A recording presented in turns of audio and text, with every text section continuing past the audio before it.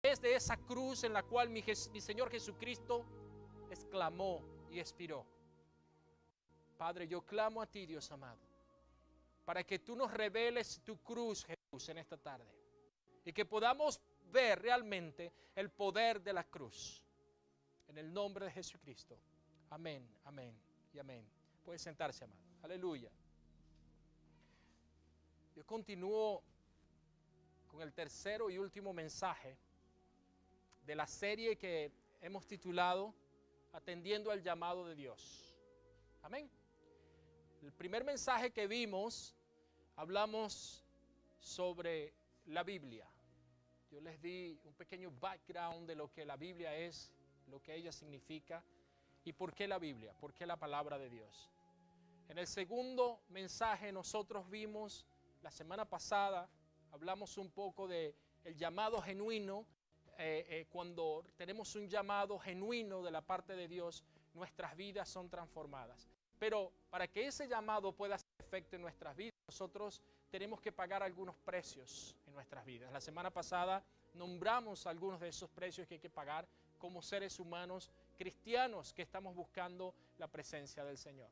¿Y por qué hay que pagar precios? Porque cuando el Señor Jesucristo se entregó por toda la humanidad, Él pagó el precio más grande.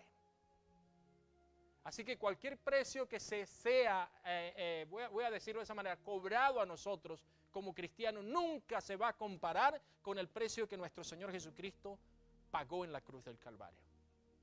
Y en esta tarde yo voy a hablar un poco sobre el poder de la cruz. Amén.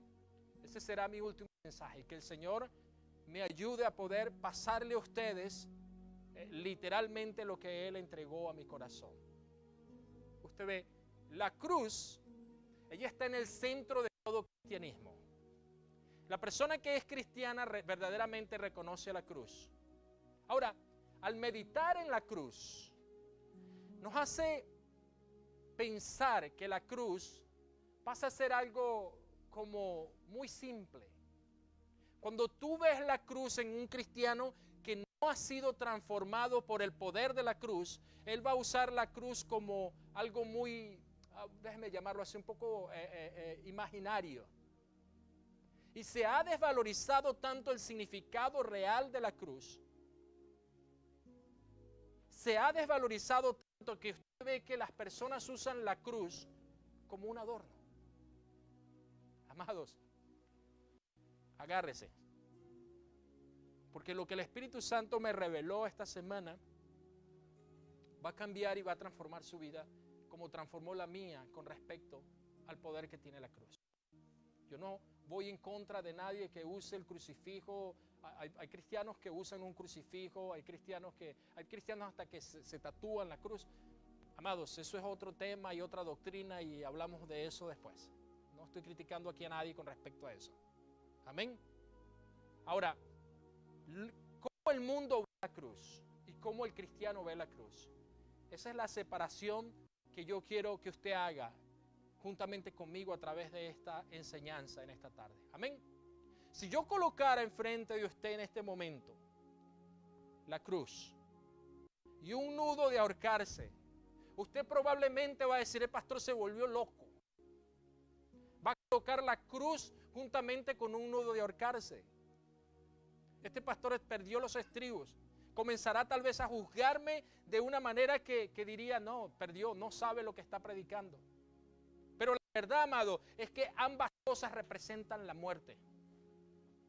Ahora, es interesante que usted no va a ver a ningún individuo allí afuera cargando como zarcillos unos nuditos de ahorca aquí. Y mucho menos se va a colocar un nudo de ahorca en el pescuezo, porque es verdad que la cosa se vuelve fea.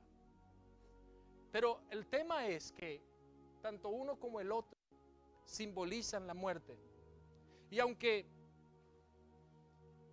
uno no está tan familiarizado con algunas cosas que han sido negativas para la humanidad, como el hecho de ahorcarse, cuando usted habla de la cruz y usted es cristiano, cuando usted habla del nudo de la horca o la horca como tal, ¿usted piensa en quién? Dígamelo, ¿en quién piensa? En Judas. Piensa en Judas. Pero ¿qué piensa usted cuando alguien le habla del poder de la cruz? Aunque uno realmente representa muerte eterna, el otro representa vida eterna, la cruz de mi Señor. Amén. Déjeme darle un pequeño ejemplo. Hemos desvalorizado tanto el verdadero significado de la cruz que tendemos a usarla como prendas de lujo. Pastor, ya está siendo religioso. Usted, como lo dije antes, jamás va a ver a una persona usando zarcillos de orca, de nuditos de orca. Ahora, ¿por qué sucede esto? Bueno, porque hemos denigrado el valor de la cruz, hasta el punto de que es tan significante para muchos que simplemente la utilizan como un objeto de adorno en su cuerpo. Mire lo que dice el apóstol Pablo en 1 Corintios capítulo 1, versículo 18. Dice, porque la palabra de la cruz es locura a los que se pierden, pero a los que se salvan, esto es ¿a quién? A nosotros, aquellos que creen en el Hijo de Dios, ¿es qué? Es poder de Dios. ¿Escuchó bien? La cruz es poder de Dios. En otras palabras, la cruz es su autoridad, la cruz es su misericordia, la cruz es su juicio, es el único medio por el cual nos redimió. La cruz será siempre el único medio por el cual nosotros lleguemos al cielo. Porque allí, en nuestro Señor Jesucristo, que es el camino, la verdad y la vida, el único camino, murió en ella. Ahora, yo no quiero que usted me malinterprete lo que yo estoy diciendo. Ahora tengo que creer más en la cruz que en Jesús. No, no es eso que estoy diciendo. Yo no estoy diciendo eso. Yo estoy diciendo que tuvo que haber una cruz, porque así Dios lo quiso. Jesús vivió bajo la sombra de la cruz, amados, durante toda su vida. Cuando Jesús nació, Él sabía en su juventud que Él había nacido para morir. La pregunta es, ¿tú naciste de nuevo a través de esa cruz, el poder de esa cruz, porque creíste en Jesús? Pero la pregunta es, ¿has muerto tú al mundo?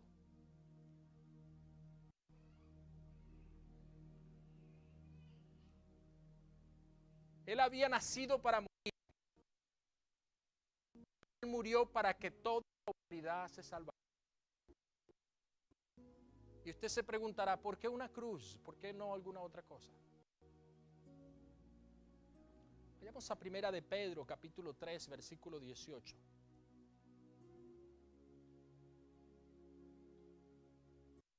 Pedro, inspirado por el Espíritu Santo, nos revela que en la cruz Cristo padeció una sola vez por los pecados, el justo por los injustos, para llevarnos a Dios, siendo a la verdad muerto en la carne, pero vivificado en el Espíritu. Jesús nació en el tiempo correcto. No hubo ninguna equivocación. Hubo una separación después que Jesús nació y después que Jesús murió. Él marcó la humanidad. Y no importa qué religión es usted, no importa lo que usted practique, no importa si usted es islam, no importa si usted es judío, no importa si usted sigue cualquier otro calendario, usted va a ver que hay una marca, un antes y un después. Ese es mi Jesús. Ahora, hay suficiente dinamita en este versículo, voy a llamarlo así, como para responder esa pregunta. Yo voy a tratar en el poder del Espíritu Santo de transmitirle a ustedes todo lo que el Espíritu colocó en mi corazón. ¿Por qué una cruz? ¿Por qué una cruz? Bueno, porque necesitábamos un Salvador para que pagara la multa del pecado que todos nosotros debíamos. Todos nosotros estamos endeudados, estamos morosos con Dios. ¿Y por qué la cruz? así Dios lo quiso. Dios, que es santo, es majestuoso, Él fue quien decidió que Jesús tenía que nacer en ese tiempo. Es por eso que en aquella cruz, ¿me sigue? Amados, yo oro a Dios que tome este versículo y que la próxima que voy a exponer para ustedes acerca de la cruz poderosa de mi Señor Jesucristo, su cruz gloriosa de amor, que pueda el Espíritu Santo encender tu corazón con una chispa que pueda transmitir a la gente que está allí afuera el poder de su Espíritu Santo y el poder de su cruz. Número uno, la primera verdad es que el propósito de la cruz, que justo tuvo que morir por todo el pecado es contra Dios, todo el contra Dios.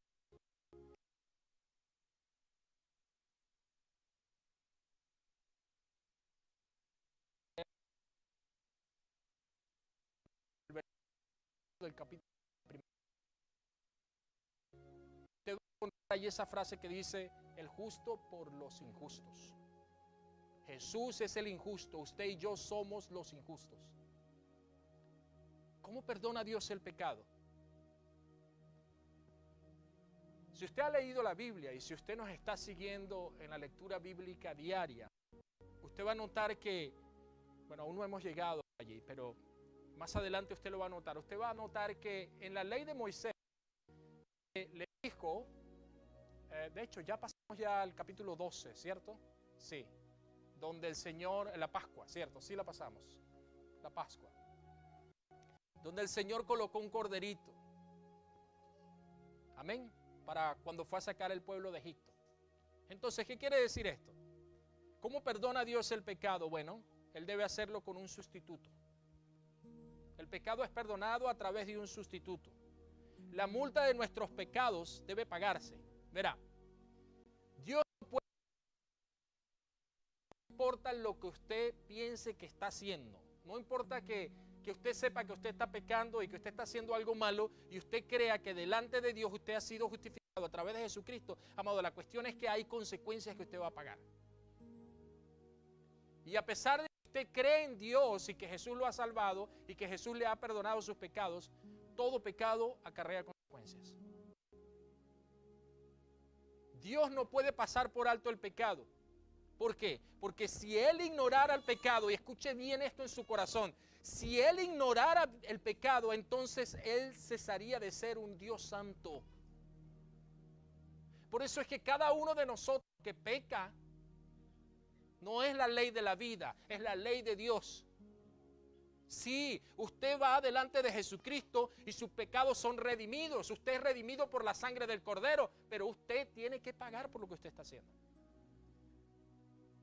Porque la palabra de Dios dice que el Señor, cuando nosotros pecamos, el Señor nos reprende, Él nos adoctrina. ¿Qué está haciendo? Él lo está cobrando lo que usted hizo. Ojo, yo estoy hablando de salvación, estoy hablando de pecado y de lo que hacemos, que sabemos que no le agrada al Señor. Entonces, si Dios ignorara el pecado, entonces Él dejaría de ser un Dios santo.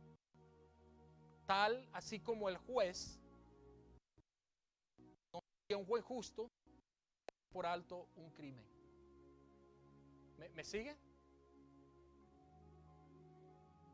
Hay un proverbio que aprendí cuando estaba como asistente de leyes. Era un abogado. Eran unas palabras y lo conseguí de nuevo. El proverbio de jurisprudencia se llama. Él dice lo siguiente. Él dice que cuando un hombre es culpable, cuando ese hombre es absuelto de lo que él hizo, pero se sabe que él es culpable, y se ha demostrado que esa persona es culpable, que debería estar en la cárcel. ¿Cuántos han visto esas cosas? De eso he visto mucho. Inocentes en prisión. Dice que cuando esa persona es culpable, y se ha probado que es culpable, cuando esa persona es absuelto de lo que él hizo, dice que el juez es condenado, porque deja de ser un juez justo. Deja de ejercer en la justicia y pasa a ejercer en sus propias convicciones o lo que él que haya sido comprado, lo que haya sido. Amado, si Dios sencillamente ignorara el pecado sin castigarlos, Él mismo se desplomaría. Él se desplomaría de su trono. No va a suceder porque Dios es santo. Y no solamente santo, Él es santo. ¿Entendió? Apocalipsis 15:4 dice: ¿quién no temerá, Señor? ¿Quién no glorificará tu nombre? Solo tú eres santo. Por eso todas las naciones vendrán y te adorarán, porque tus juicios se han manifestado. Este pasaje habla de que no hay pecado, sí, que Jesús no pueda perdonar. Pero cuando nosotros pecamos es necesario que el Señor nos discipline. Amén. Ahora bien, no solo Dios es un Dios santo, sino que Dios también es amor. ¿Cuántos lo creen? Si no lo cree, lea su Biblia, 1 de Juan 4:8.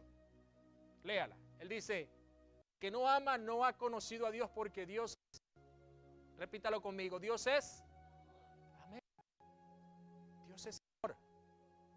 Dios, en su amor infinito y odio santo, escucha bien, odios.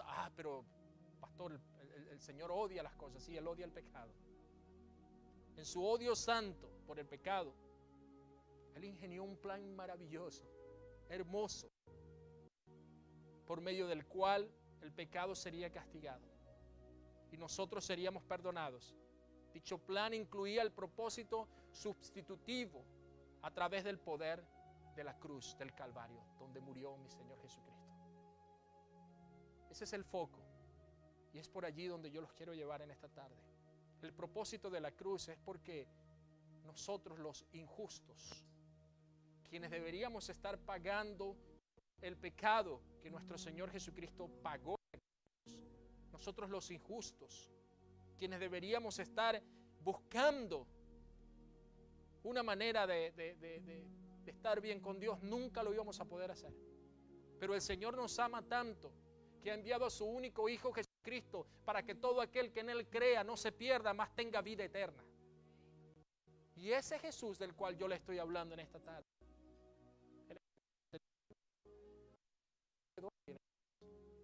y vamos a llegar ahí. Primera de Pedro, capítulo 1, 18 y 19 explica que él dice lo siguiente: ustedes saben que fueron rescatados de una vida sin sentido, la cual heredaron de sus padres, y que ese rescate no se pagó con cosas corruptibles como el oro y la plata, sino con la sangre. Una sangre preciosa, la sangre preciosa de nuestro Señor Jesucristo. Una sangre sin mancha, sin contaminación, como la de un cordero, dice. Éxodo 12, ¿se acuerdan? Se los mencioné.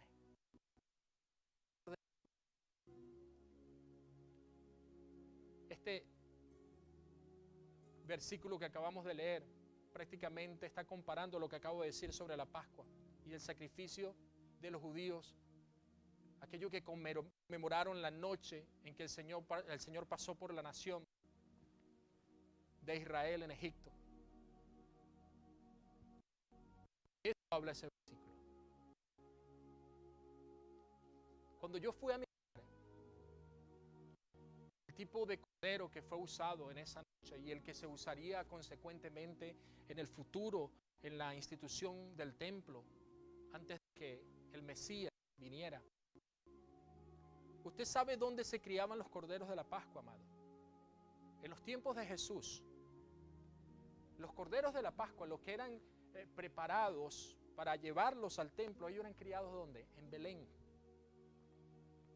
Es interesante que mucho antes que toda esta historia con respecto a todo esto que había sido ya entregado a los profetas, mucho antes de que Jesús naciera, ya había ese proyecto, ya había ese plan de perfección. Amado, el Señor no se equivoca. Jesús nació. Interesante. Es tremendo esto. Aquellos corderos pascuales que eran, por llamarlo así, eran apartados. Ellos eran criados en Belén. Los pastores, quienes oyeron por primera vez el mensaje de Navidad o el mensaje de las buenas nuevas, probablemente estaban cuidando en esa noche una raza específica de corderitos que iban a ser también sacrificados en el templo. Ahora, varios años después, llegó el día de la crucifixión, durante la semana, ¿cuál semana fue esa? ¿La semana de qué? De la Pascua. El Cordero de Dios cabalgó sobre la cima del Monte de los Olivos hasta entrar a la ciudad de Jerusalén a través de la puerta oriental. Al mismo tiempo, escuche bien, porque estos corderos que eran llevados, que habían sido criados allá en el pastizal de Belén, voy a llamarlo así, ellos eran, antes de ellos entrar en el templo, estos corderos eran examinados por los sacerdotes para ver si tenían manchas o defectos. Y es interesante que en el mismo día que mi Señor Jesucristo bajó hasta la puerta, por la puerta oriental para entrar al templo, lo que sucedió después, también comenzaron a examinarlo dentro del templo. Comenzaron a hacerle preguntas, comenzaron a ver si Él venía o no de Dios. Es interesante que hasta en eso la Biblia tiene una correlación perfecta y exacta. Interesante. Mientras los sacerdotes examinaban los corderos pascuales para asegurarse que otro grupo de hombres estaban criticando, interrogaban a Jesucristo y también lo castigaban. Estaban tratando de castigarlo, estaban tratando de buscar alguna falta en él, pero ¿saben qué? No la consiguieron. No la consiguieron. Sin embargo, hasta ese político empedernido de Pilato tuvo que admitir, él dijo, no hallo en él ningún delito. El Señor Jesucristo, Él, al igual que el cordero, a los corderitos, tenía que pasar todas estas cosas. No hallo en él ningún delito, dijo Pilato en Juan 19:4. ¿Y cuántos de nosotros hemos visto por el cual nuestro Señor Jesucristo pasó? ¿Cuántos y cuántos no reconocemos realmente que necesitamos de Él porque solo Él podrá llevarnos al cielo? Usted ve, tratando de escapar del dilema de que Jesucristo no tenía ningún tipo de delito, Él decidió seguir la costumbre de soltar un delincuente, una persona que era notoria, que era delincuente. ¿Ah? Pilato pensó que así tal vez podía dejar a Jesús libre, conservando a su vez y su posición en Roma. Cuando Pilato reunió al pueblo y trajo a estos dos hombres, el Cordero de Dios, Jesús, y un insurrecto, ladrón y asesino llamado Barrabás, cuando él hizo eso, él estaba simplemente considerando su propio juicio. Mateo 27, del 17 al 25, por favor, para que veamos la escena por un momento.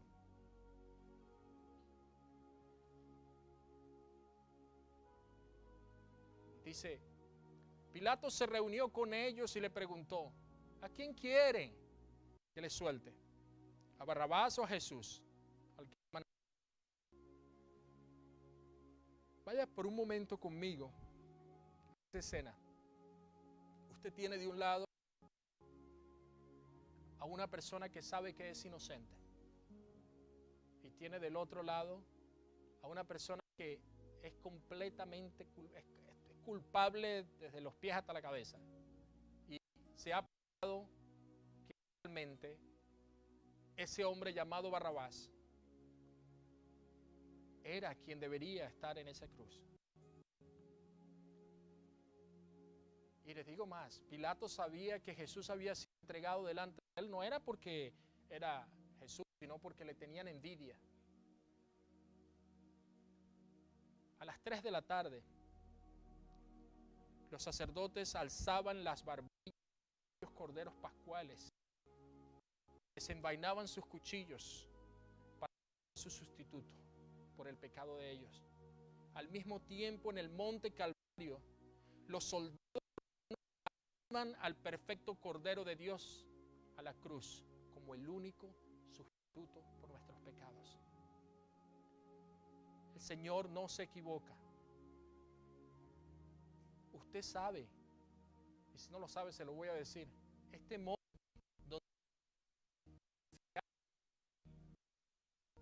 donde fue destinado para que aconteciera lo de la cruz,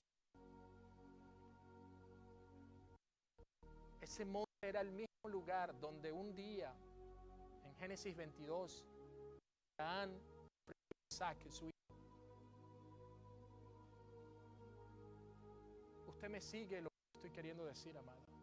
Yo estoy cerrando hoy este mensaje diciéndoles a ustedes de que desde el Génesis 1:1, donde dice, en el principio Dios, no en el principio creó, no.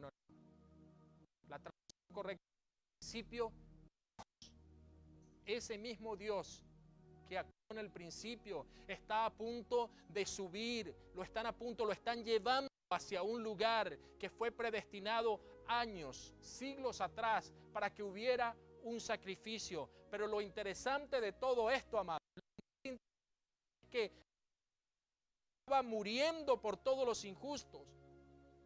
Él estaba dejando una proyección para que todo aquel que en Él crea, todo aquel que está aquí en este lugar y aquellos que me están escuchando por los medios sociales, todo aquel que crea en el Señor Jesucristo, amado, Él puede encontrar la salvación. El justo por los injustos. Oh, amados, hay poder en la cruz de Jesús. Ahora vamos un poquito más adelante. Segunda verdad, la pasión de la cruz. Dice, porque también Cristo padeció una sola vez por los pecados de todos. La cruz significó sufrimiento emocional para nuestro Señor Jesucristo. ¿Quiere que se lo muestre? Lucas 22, 41 al 44, por favor.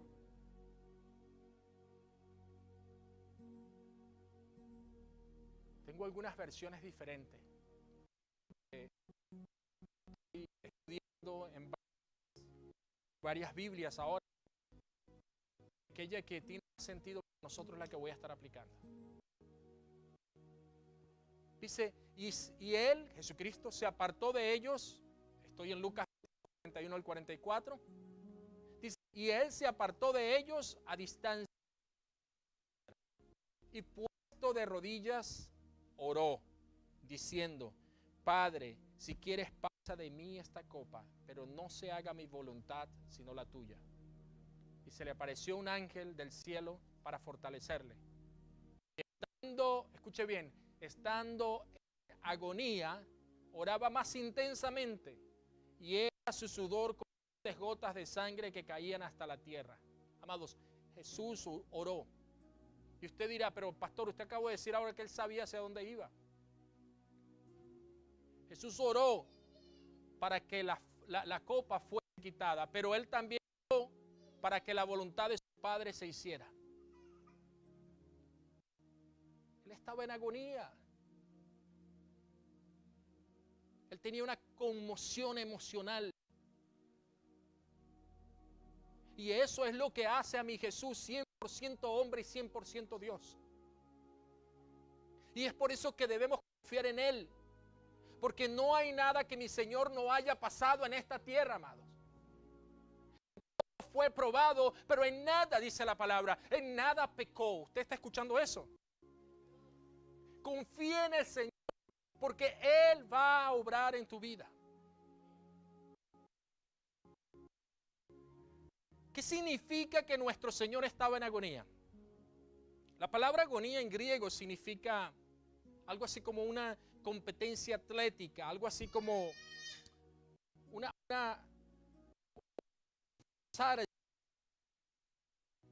con todo su ser, porque es tan difícil la prueba que está haciendo que tiene que poner todo de sí. Esa palabra agonía en el griego significa eso, y la palabra básicamente se escribe prácticamente, pronuncia prácticamente igual. Jesús estaba en una batalla, pero no era una batalla con Dios. Él quería la voluntad del Padre. Tampoco estaba en una batalla con Satanás. Él no estaba en esa batalla. Él podría pulverizar al diablo si él lo quería en ese momento, como lo puede hacer hoy. Él podía hacer eso. Entonces, ¿contra qué batalla estaba Jesús? Contra su propia humanidad.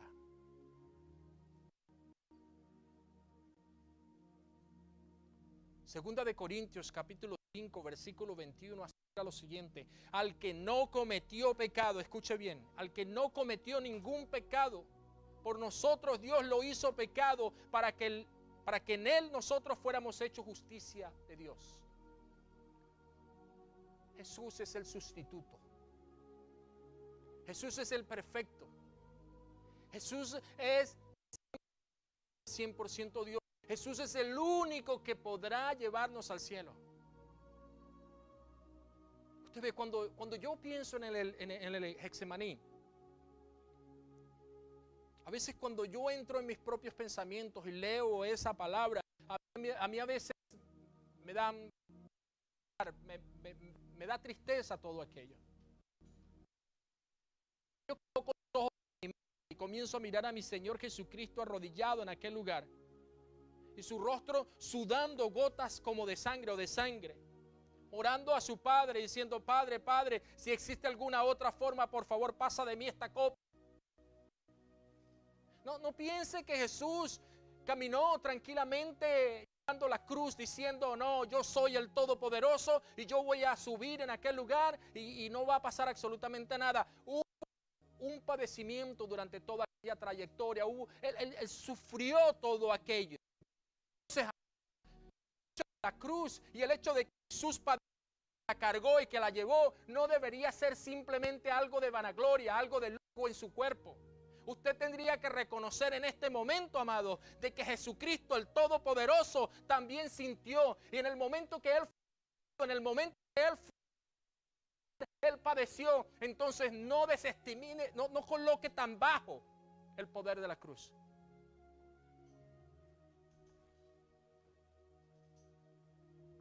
Nadie ha sufrido nunca, jamás, como el Señor Jesucristo. Usted podrá tener problemas. Usted podrá tener dificultades en su día a día. Usted podrá hasta a veces estar llorando porque se le acabó la batería del carro. Amado, usted no ha sufrido lo suficiente. Yo no he sufrido lo suficiente para merecer la gloria que se nos espera allá adelante. Pare de reclamar.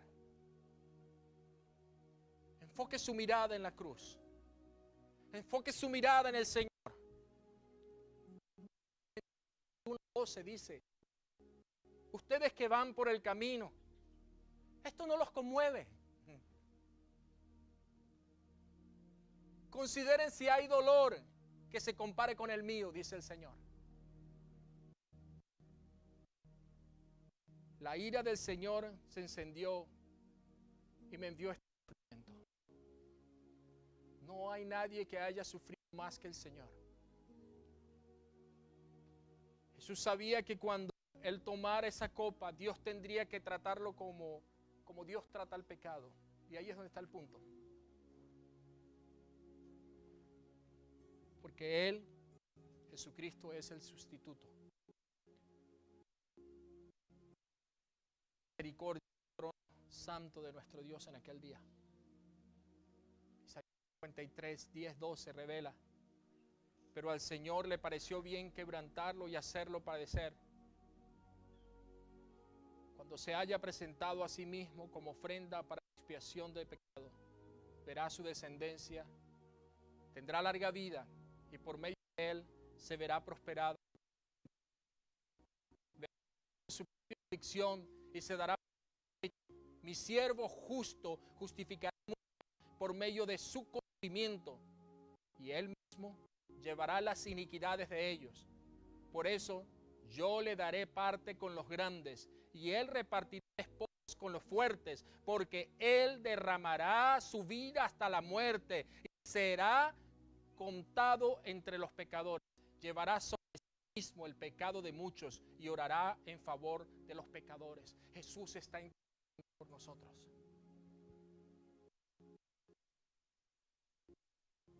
Amado, hay poder en la cruz. Hay poder en la cruz de Cristo. Y esa cruz, en las últimas semanas, está yendo a tener el llamado de Dios. Y por eso el de estos mensajes. Hay una Biblia, hay un llamado genuino, hay un precio que pagar y hay una cruz que cargar.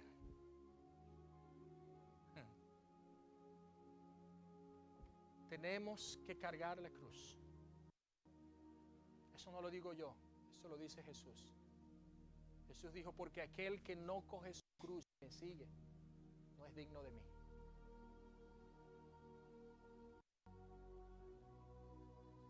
Hay poder en la cruz, amado. Es a través de la cruz que se redimió. Es a través de la cruz que fuimos justificados. Es a través de la cruz de Cristo que seremos salvos.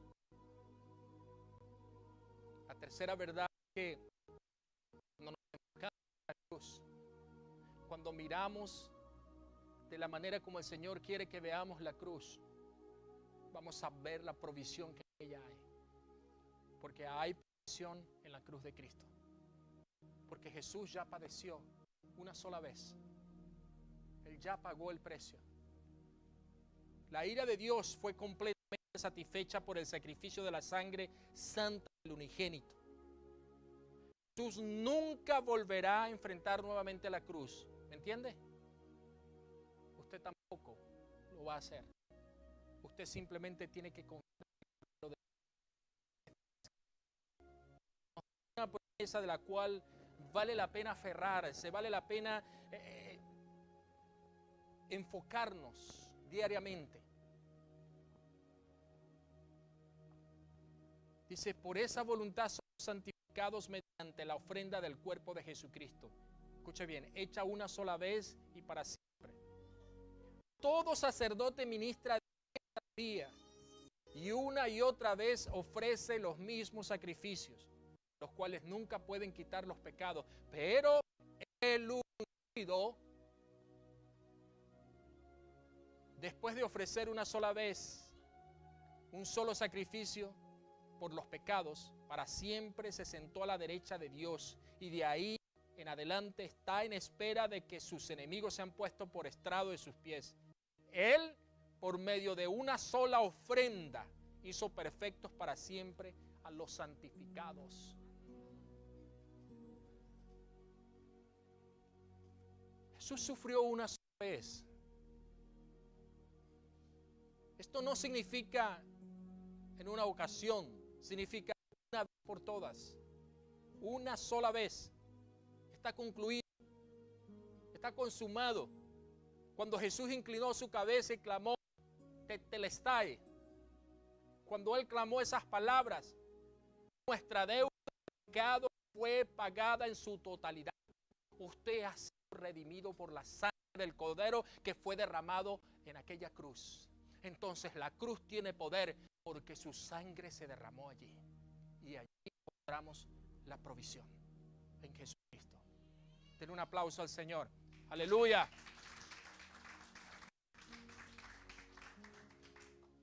¿Qué es la cruz? Porque tiene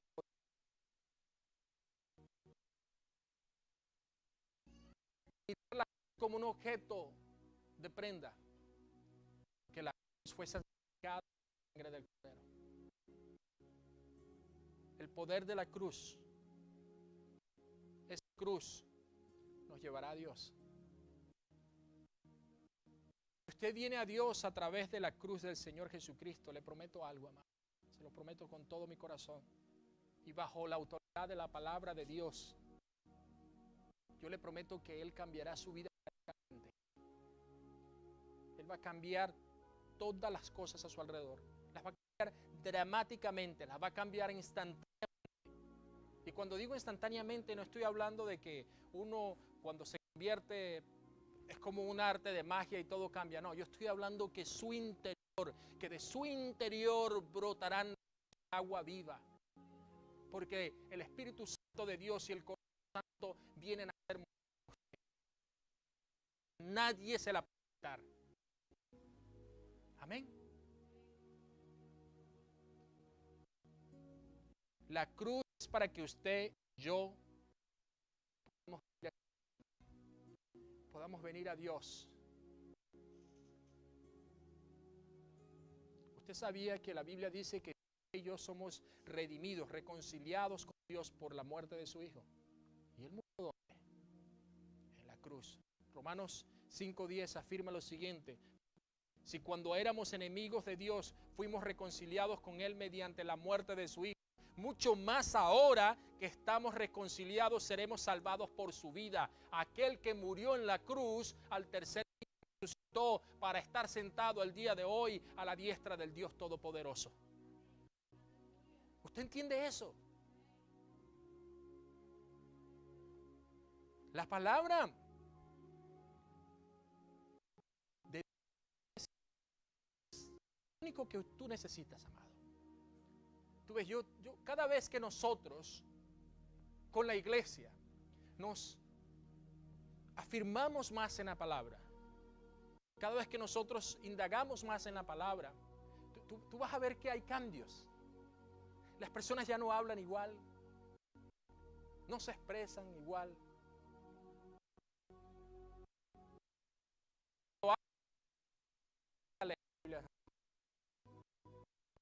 Pero es que cuando la palabra de Dios entra en nuestras vidas, ella comienza a causar un efecto. ¿Y sabes por qué? Dios es quien hace el querer como en el hacer en nosotros. Pero eso es solamente a través de su palabra.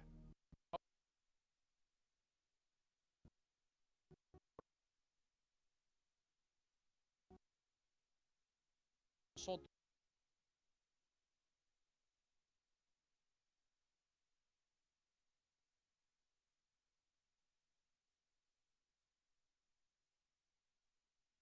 Primera de Pedro 3:18.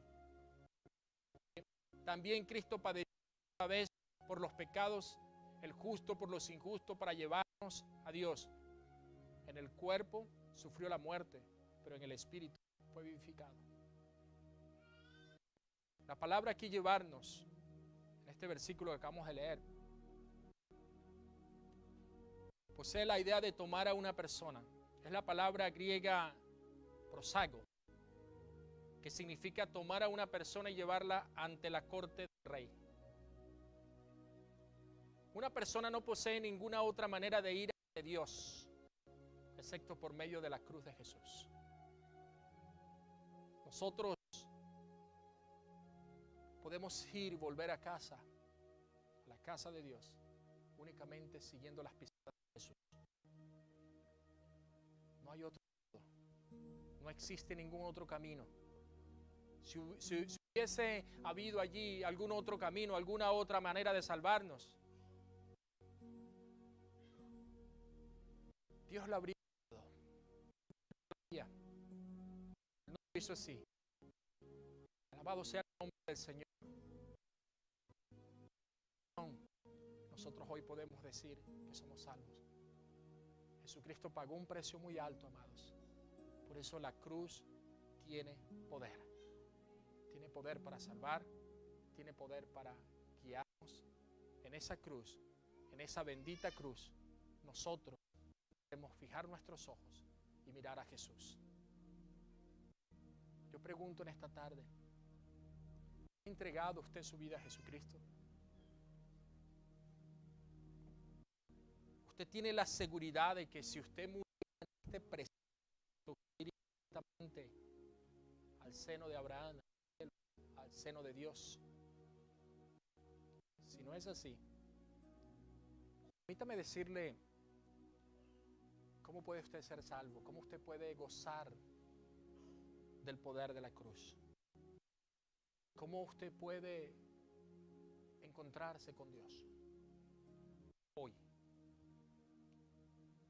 No se preocupe, no lo voy a matar.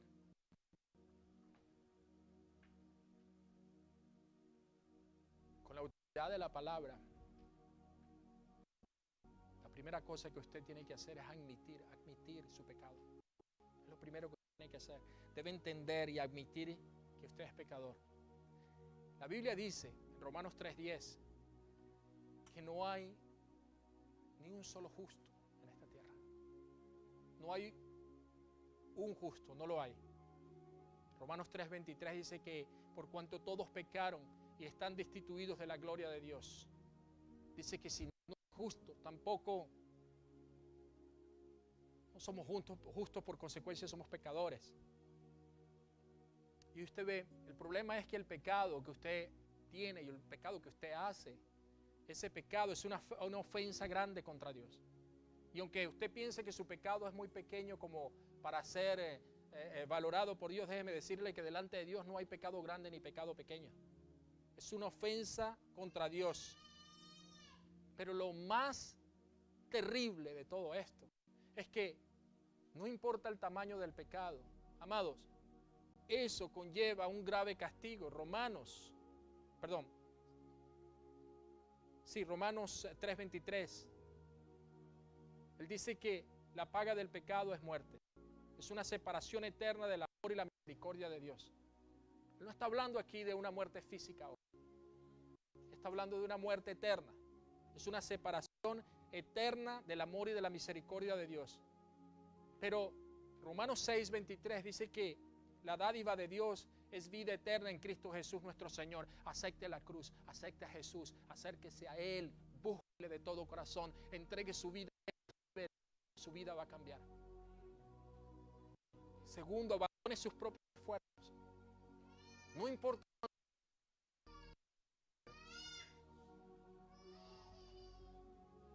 Yo hablaba ayer con un joven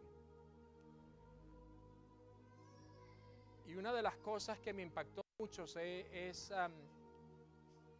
él dijo, yo me he esforzado mucho en la vida y el Espíritu Santo me llevó a este punto.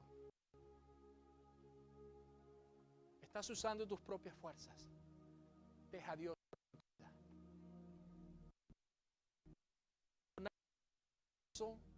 Que usted quiere hacer para salvarse a usted mismo. Usted ve, no importa cuán religioso usted sea, no importa cuánta Biblia usted sea, no importa ni siquiera cuánto usted haga dentro de la iglesia o cuánto usted ya haya hecho, eso no lo va a llevar al cielo. No importa qué tan teólogo usted pueda ser. El apóstol Pablo dice que si él hace todas estas cosas pero no tiene amor, solo el amor de Dios, porque Él es amor. Si nosotros pudiéramos salvarnos a nosotros mismos, la muerte de Jesús hubiera sido innecesaria. Incluso la religión en tu vida no puede llevarla al cielo. La Biblia dice que Dios nos salvó no por obra de justicia que nosotros hubiéramos hecho, sino por su misericordia. Tito 3:5. Porque a Él le plació, porque Él lo quiso hacer. La salvación es por medio de la gracia de Dios. Efesios 2:8-9. No es resultado de las obras que usted pueda hacer, porque si no, entonces usted se va a vanagloriar de eso. Y tercero, admita el pecado de Cristo. Usted debe creer que Jesucristo es el Hijo de Dios y que murió por sus pecados y por los míos. Romanos capítulo 5, versículo 8 dice que Dios muestra su amor por nosotros en que cuando aún éramos pecadores, Cristo murió por todos nosotros. Pecado que Él no pueda perdonar. Él murió en su lugar y en el mío. La deuda de su pecado ya ha sido pagada. Deje de estar mirando hacia atrás. Él ya te perdonó. Él ya te justificó delante de Dios. El pasado déjalo atrás. Juan 1, primera de Juan 1:7. La segunda partecita abajo dice que Él nos limpia de todo pecado. Si confiamos en Él, si lo aceptamos como único y suficiente Salvador, punto número 4, y con esto finalizo, entonces Él nos limpia de todo. Vamos a colocarnos de pie. De poner su fe en Jesucristo y únicamente en Él para ser salvo. Cree en el Señor Jesucristo y serás salvo. Hechos 16:31. La salvación, amados, es un obsequio de Dios para usted. Hechos 4, Romanos 6:23, la dádiva de Dios es vida eterna en Cristo Jesús, Señor. Y Hechos 4:12 dice, en ninguno otro salvación, porque no se ha dado a la humanidad ningún otro nombre bajo el cielo mediante el cual podamos alcanzar la salvación. ¿Cree usted en el Señor Jesucristo? Confíe en Él. Hay alguien aquí que desea su vida a Jesucristo. Hay alguien aquí que quiere reconciliarse con el Señor. Este es el momento. ¿Y por qué el pastor ahora está pidiendo que alguien... Bueno, es que si tú confiesas con tu boca de que el Señor Jesucristo es el Señor de tu vida y lo crees verdaderamente en tu corazón, serás salvo. No hay otra forma. Porque con la boca se cree para justicia, pero con el corazón se cree para la salvación. ¿Crees tú en el Señor Jesucristo? Amén. Baja tu cabeza.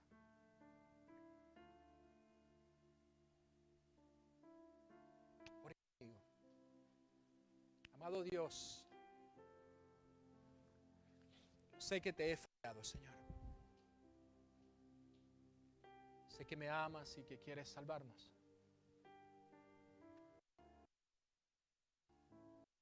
Sé que no puedo salvarme a mí mismo. Y también creo que tú eres el Hijo de Dios. Perdóname.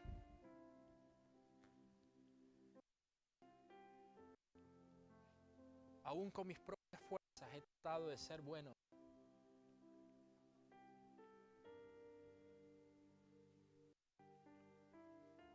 Y sé también que eso no me llevará a la iglesia. Ayúdame a ser como tú. Humilde. Como un cordero. Reconocer que solo tú eres mi Salvador. Mi Dios, perdón. No. Amén.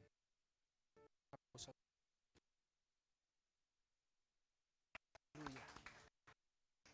Puede sentarse, hermanos. Gloria al Señor.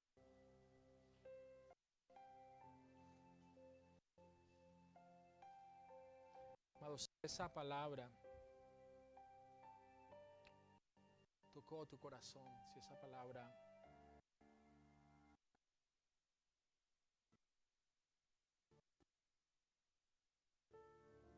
es que busques del Señor. Tal vez aquí no tuviste el valor de decirle a Dios, pero recuerda esto, nadie y ninguno de nosotros sabe si mañana realmente estará de pie. Por eso que el tiempo aceptable es hoy. El Señor no se equivoca. Él quiso que tú escucharas este mensaje. Búscale en cuanto puede ser hallado. Amén. Yo voy a hacer algo que me gusta mucho hacer. Vamos a presentar hoy a João. Tengo que hablar portugués ahora. João. Repite conmigo, Lourdes. João Manuel. Amén. Y vamos a dedicar al pequeño João, porque no es Juan, es João. En esta tarde vamos a dedicar al Señor. Yo quiero que ustedes me acompañen, que me ayuden a hacer esa dedicación, esos votos delante de Dios, porque es lícito hacerlo.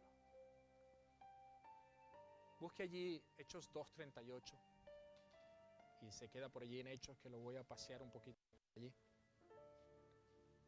En las Sagradas Escrituras no se halla ni se enseña, ni tampoco hay ejemplos que autoricen el bautismo en niños pequeños.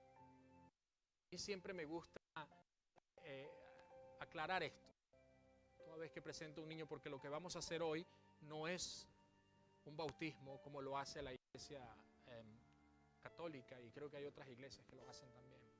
En la Biblia usted puede buscar la Biblia católica, usted puede buscar la Biblia, cualquier Biblia que usted busque. Usted no va a conseguir allí el acto como tal de bautizar, de bautizar a un niño recién nacido. Usted va a ver allí votos que se hacen para ofrecer el niño al Señor. Según el Nuevo Testamento, el bautismo, una persona que quiere arrepentirse de su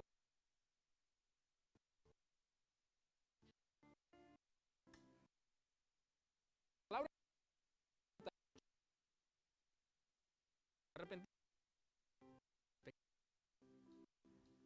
de bautizarse cada uno de vosotros en el nombre de Jesús, pecados. Y Hechos 8:38, allí cerquita, dice que Felipe, siempre no pronuncio esas palabras, Eneuco, dice que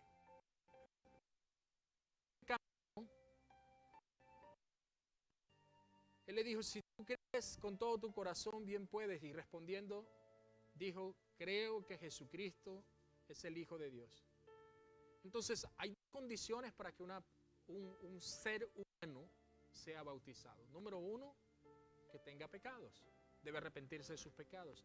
Y número 2, él debe creer en el Señor Jesucristo como único y suficiente Salvador. ¿Estamos bien hasta ahí? Estas dos condiciones no pueden ser posibles en aquellos que no han llegado al uso de la razón. Un niño no tiene esa conciencia. Es más, no sabe qué está pasando. ¿Qué pasó?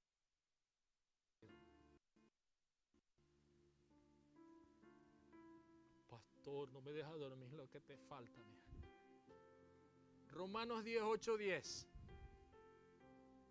Más que dice, cerca de ti está esta palabra.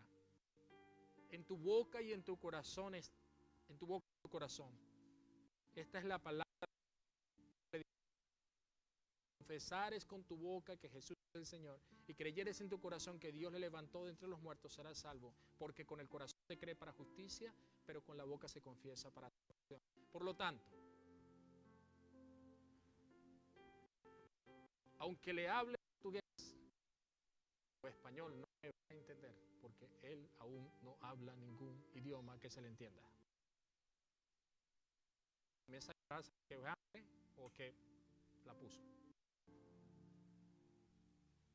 Pero lo que yo quiero decir es que no tiene conciencia de pecado. Por otro lado, las Sagradas Escrituras nos enseñan que la presentación y dedicación pública de los niños delante de Dios, solicitando la bendición de la parte de Dios sobre ellos y sobre su familia en los días futuros.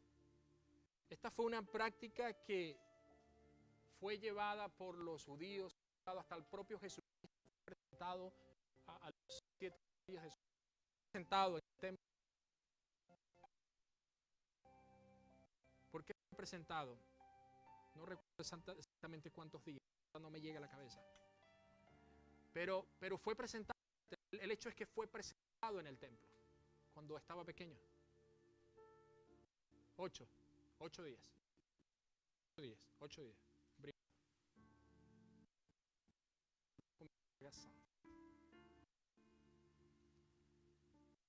Yo quiero dejar claro esto. Lo que nosotros vamos a hacer hoy no es un bautismo.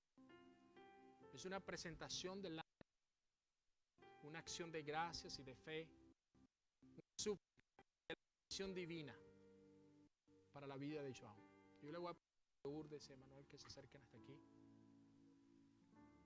que traigan no lo voy a dejar en el coche, trae el niño.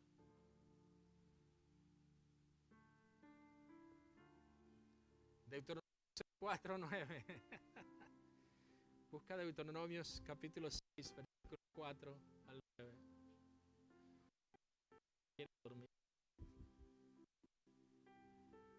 La palabra de Dios nos orienta y dice: Israel, Jehová nuestro Dios, Jehová uno es.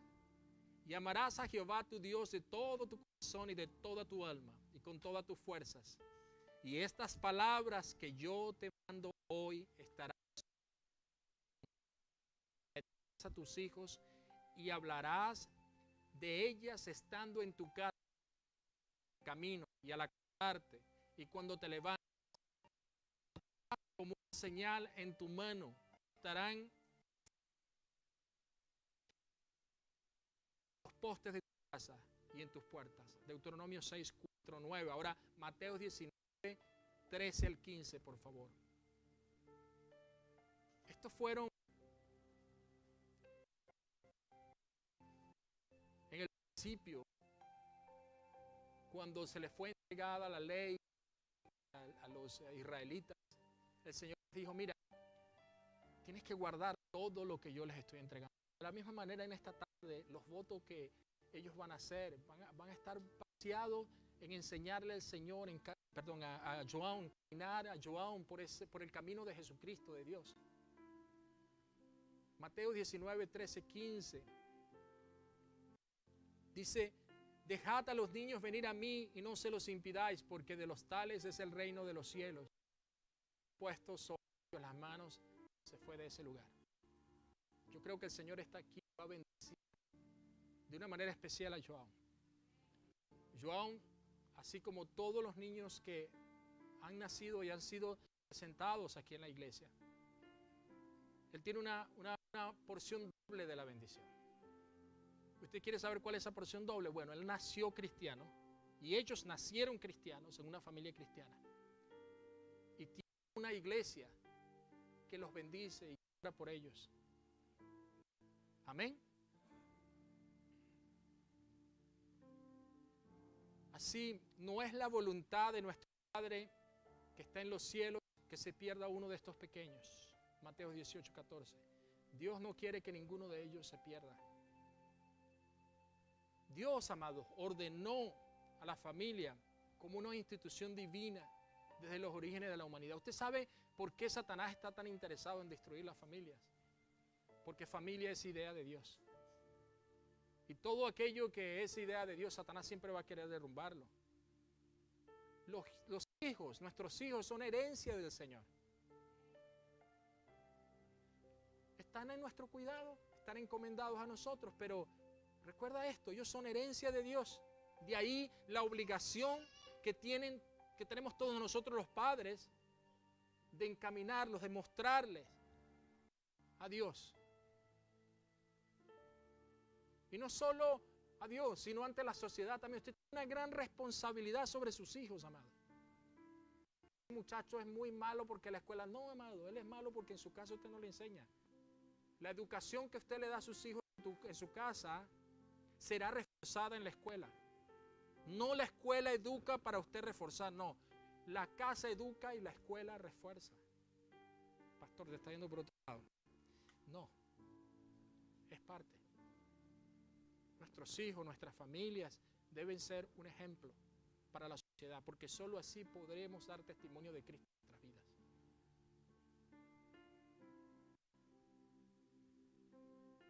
vidas. Nosotros confesamos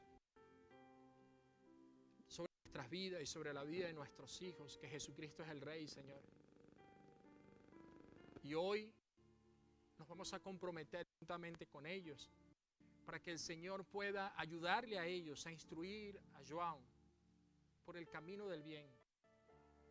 Para que cuando él tenga uso de su conciencia, él pueda entonces tomar una decisión por su vida en el sentido de que quiere seguir a Cristo o no. Ahora, usted y yo tenemos un papel importantísimo en esto. No es el pastor. El pastor obviamente ora por todos. No es el líder, no. Usted tiene una gran responsabilidad ante Dios por sus hijos. Amén. En 1 Samuel 1:20, no necesita buscarlo, 24 y 28 vemos también que Ana, por ejemplo, ella reconoció que su hijo Samuel pertenecía a Jehová. Y yo le confieso que la primera vez que yo leí ese pasaje a mí me pareció tan cruel. Pero usted va a ver en la historia quién fue Samuel. Amados hermanos, vamos a colocarnos de pie, los que puedan.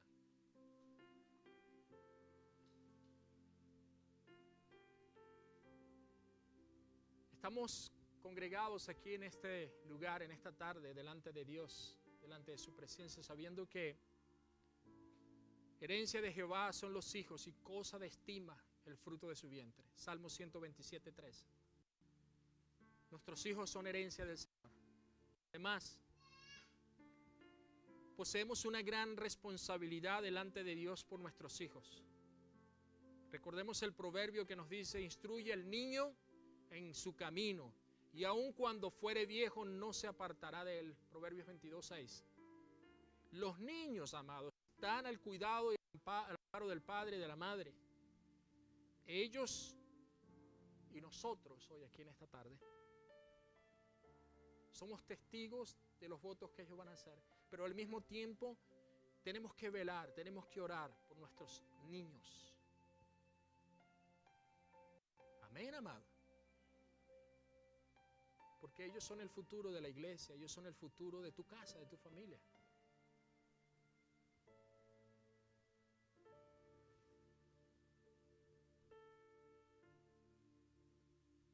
Nosotros hoy reconocemos delante de Dios que tenemos una responsabilidad por la vida de cada uno de nuestros niños. Y en esta tarde en especial por la vida de João Emmanuel Méndez Piña.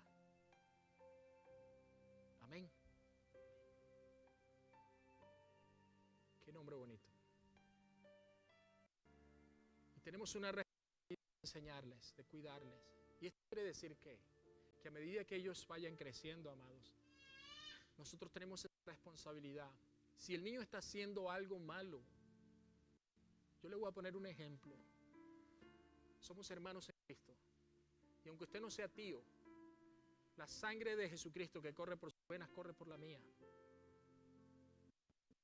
Si usted ve a un niño, miembro de esta iglesia, haciendo algo errado, amado, usted tiene la responsabilidad delante de Dios.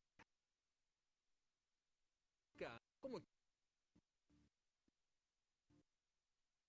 tiene valor?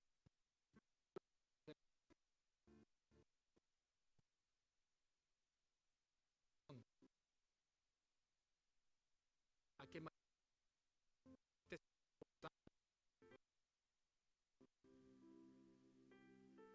la palabra de Dios dice que si andamos en luz como Él está en la luz, la sangre de Jesucristo nos guarda, ¿no? Nos purifica, nos limpia. Entonces eso incluye a los niños que están creciendo. Si usted ve a Esther haciendo algo errado allí, que ya está creciendo ya, amado, usted tiene toda la autoridad en el nombre de Jesucristo, en amor, de reprenderla. No lo hagas. ¿Cuántos aman a Esther? No porque sea mi hija, pero quien ama disciplina. Amén. Los padres entonces reconocen su responsabilidad de enseñar y amonestar a João Emmanuel en el temor y la obediencia a la palabra de Dios desde su temprana edad. Así pues, nosotros traemos a los niños delante de Dios, que son de Él y le pertenecen a Él. Los dedicamos a Él como lo que estamos haciendo en esta tarde y suplicamos a Dios por la bendición sobre la vida de João. El propósito, una vez más, es de orientarlos, de ayudarles como padres a apreciar esa obligación. El voto y los votos que ellos están haciendo hoy son para que ellos puedan apreciar esa obligación sobre la vida de João. Porque es una obligación. Es algo que Dios ha dado para que ellos cuiden. El niño es una persona, es una alma, pero que le pertenece al Señor.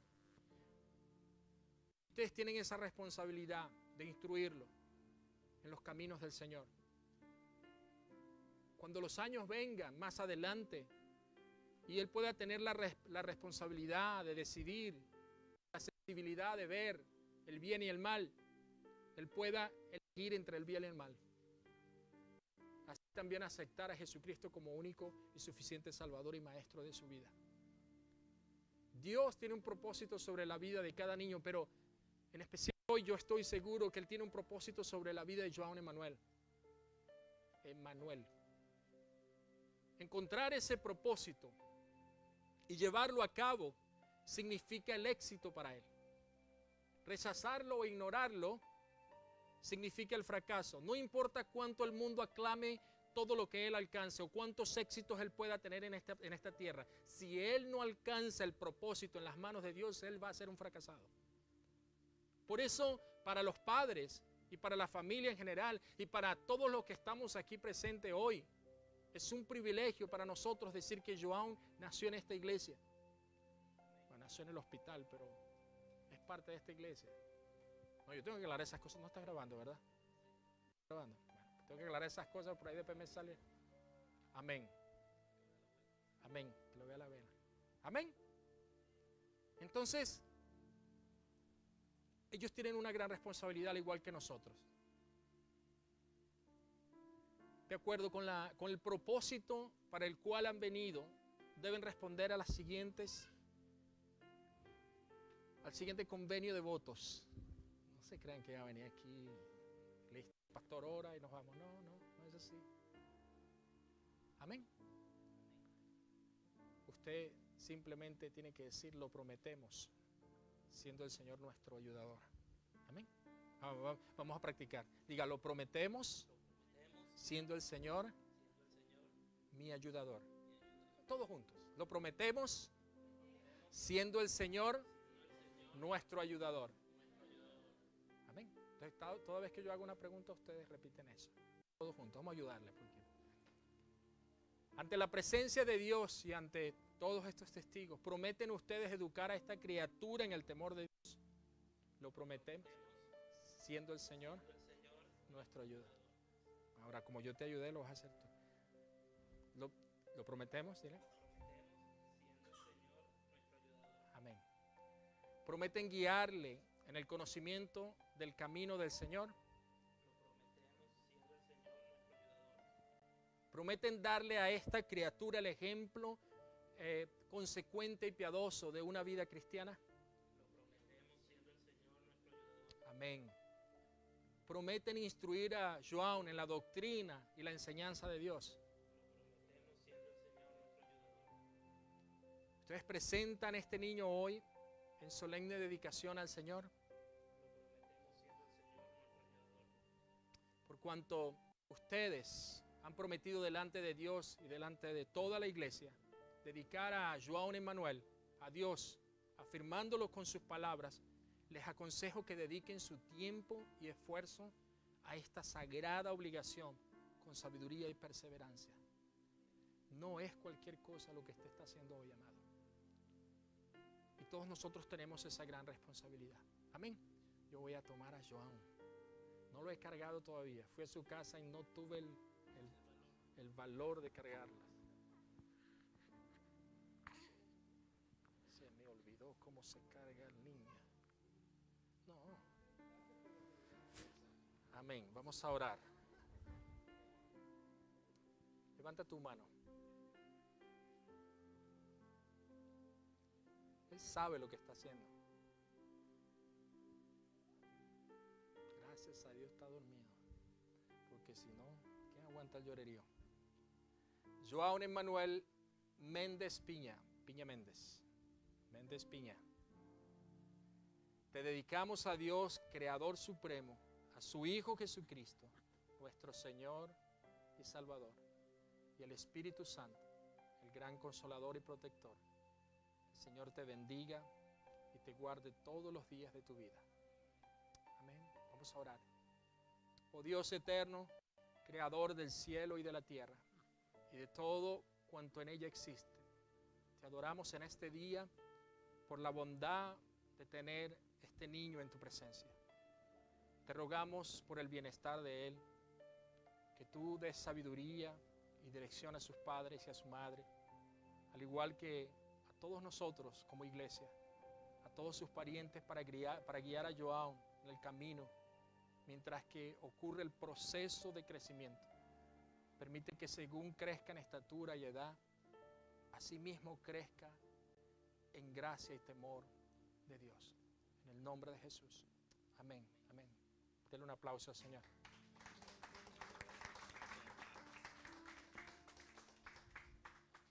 Amén. Aleluya. Puede sentarse, amada. Gloria a Dios.